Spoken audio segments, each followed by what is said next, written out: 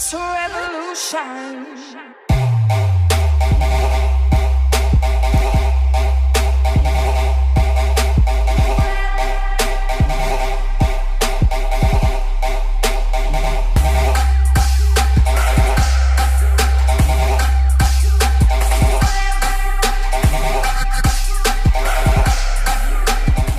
This video will be based on the book by Alfie Bown, Enjoying It, Candy Crush and Capitalism.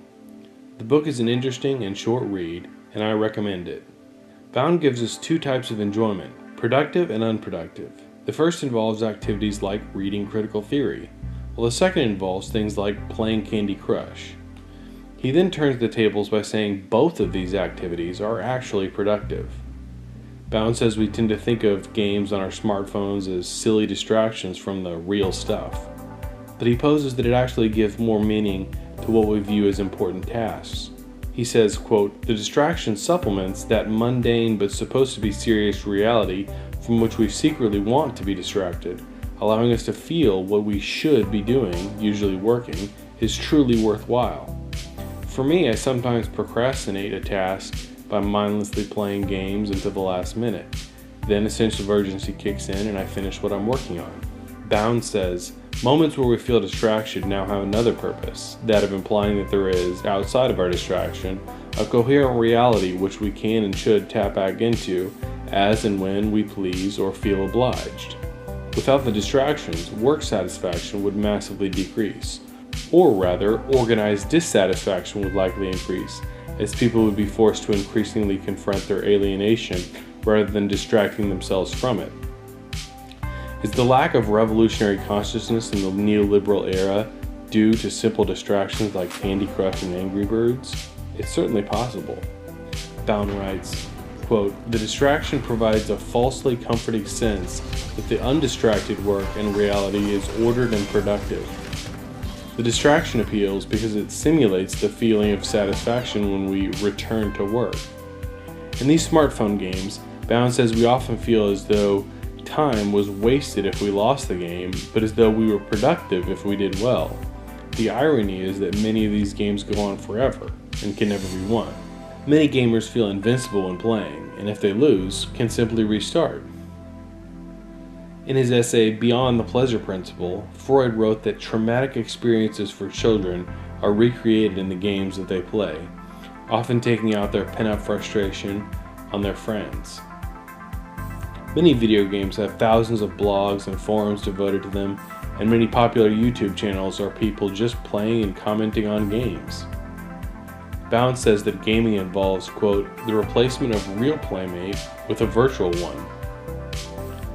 Universities have gotten on board with enjoyment of pop culture, offering courses such as Beyoncé Studies, Jedi Studies, Ghost Hunting, and David Beckham Studies.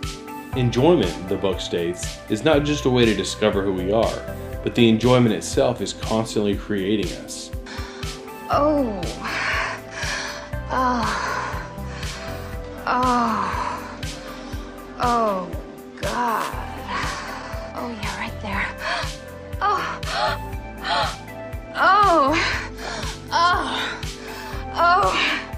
Oh, God. Oh, yes, yes, yes, yes, yes, yes. Slavoj Žižek says that the reason we enjoy certain things like the video Gangnam Style is because we enjoy a pleasure that is also disgusting to us. Bown says that with Gangnam Style, quote, "the enjoyment of the song involves the enjoyment of copying, as there were numerous replicas of the original. This fits with John Baudrillard's theory of simulacra and simulation."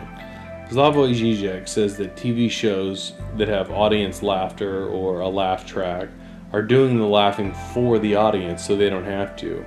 He says we are, quote, "relieved of our duty to laugh." In other words, we can be more relaxed in our enjoyment because someone is already watching and laughing for us. Bown describes violent and sexual shows like Game of Thrones as, quote, "sadistic voyeurism" concerning violence, and, quote, "a reflection of carnal desire in the ubiquitous sexuality." Jeremy Bentham believed that the purpose of law should be to be productive of happiness, attempting to reach the greatest good for the greatest number, a principle of utilitarianism, which he called the greatest happiness principle. Many prison inmates believe that their natural desire for enjoyment are being held against them. Attention deficit disorder, or ADD, has become plentiful in a society where distraction is everywhere. This could lead to what Mark Fisher calls depressive hedonia, or the inability to do anything except feel pleasure. Judge Schreiber writes, God demands a constant state of enjoyment, such as would be in keeping with the order of things. Combining religion and evolutionary psychology, we might say that following our desires for enjoyment is the natural or righteous thing to do. Jacques Lacan believed that enjoyment was pushed by the superego, and its ultimate goal was jouissance, or a type of pleasure that involves pain. The Lacanian Todd McGowan believes that our enjoyment has turned into a pathological narcissism. He says, quote, duty is transformed into duty to enjoy. Bown states, when it comes to what we enjoy, any value judgment we make is, at least usually, unconscious. In Anti-Oedipus, Deleuze and Guattari write that there is no missing object outside of us when we desire, but rather we are missing ourselves. They go on to discuss the desire delirium, a state of unchecked desire where the self is lost. Bown says that these games, quote, aim to attract us and pass our time, snatch any moments of potential boredom, or indeed reflection, leaving us in a constant state of entertainment. He writes, we can only enjoy what we enjoy, but look for the inconsistencies within and be attentive to its power over us. Understanding that our very enjoyment reinforces a system of exploitation, how can we resist? Should we deny ourselves enjoyment, or find a way to turn our enjoyment into a revolutionary act?